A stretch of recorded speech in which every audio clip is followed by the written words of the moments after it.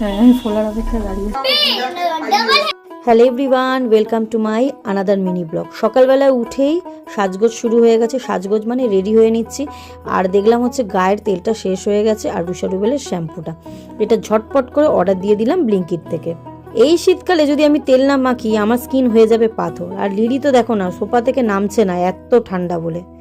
খুব মনে সাহস রেখে, বুকের মধ্যে পাথর রেখে আমি আজকের করেছিলাম হচ্ছে শ্যাম্পু। কি যে ঠান্ডা লাগছিল, পুরো হাত আর মাথা দুটোই মনে হচ্ছে অবশ হয়ে গেছিল।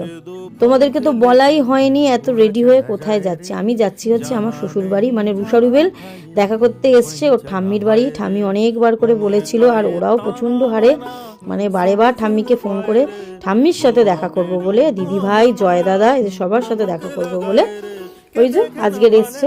আর সেই উপলক্ষে মা দুজনের জন্য বানাচ্ছে, মানে সবাইয়ের জন্যই মা বানাচ্ছে হচ্ছে কড়াইশুঁটির কচুরি আর হচ্ছে চিকেন কষা। মায়ের হাতের রান্না তো ভীষণ টেস্টি, মানে এত ভালো মা বানায়। আর কচুরিগুলো সেদিন হয়েও ছিল খুব ভালো। আর এই ভিডিওর ছোটো ছোটো বিটিএসগুলো তোমরা যদি দেখতে চাও আমার প্রোফাইলে গিয়ে দেখতে পারো।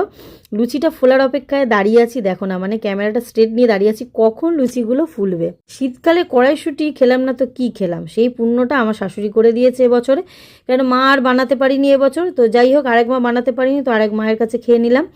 তো এই কড়াইশুঁটির কচুরি কাদের কাদের ভালো লাগে তারা কিন্তু আমাকে কমেন্ট করে জানিও। দাঁড়াও, চিকেনটা কীরকম বানিয়েছে তার রঙটা একচোট দেখাই। দেখো এক কড়া আমার মা চিকেন বানিয়েছে, আমরা আসবো খাবো বলে। থোড়াই কেউ এত খেতে পারে? দেখো এখানে লুচি, গরম গরম কড়াইশুঁটির লুচি হয়ে গেছে। খাবার খেয়ে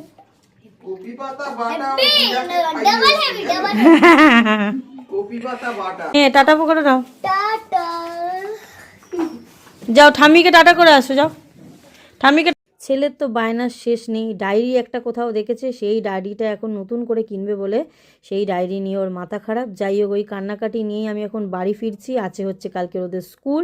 তোমাদের আজকের এই ব্লগটা কেমন লাগলো অবশ্যই কমেন্ট করে জানিও। সবাই ভালো থেকো, সুস্থ থেকো, টাটা।